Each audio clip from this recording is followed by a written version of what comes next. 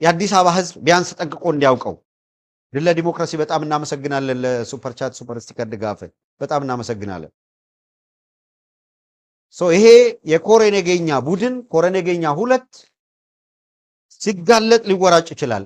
እያንዳንዱ የአዲስ አበባ ህዝብ ግን ቢያንስ እነማን ናቸው የሚለውን ቢያንስ ምን እየሰሩ ነው የተከለሉበትን ካባት ተዋለ በውስጥ የሚያወሩትና በፊት ለፊት የሚመጡትን ለይተ እንድታቅ የአዲስ አበባ ወጣት አትሊስት አሁን እነዚህ አካላት ባንኩንም ከያዘው አካል ጋር ሆነው ከጠቅላይ ሚኒስትር ጽህፈት ቤት ከአብይ አህመድ ጽህፈት ቤት ቀጥተኛ ተልእኮ እየተቀበሉ ፌደራል ፖሊስ፣ ደህንነት ወዘተረፈ የነሱ ኃይል ሆኖ የሚሰሩ ስለሆነ እነዚህ አካላት ጋር በቀጥታ መግጠም ከባድ ሊሆን ይችላል። ግን ማርክ በየሰፈርህ የዚህ ቡድን አባል እነማን ናቸው?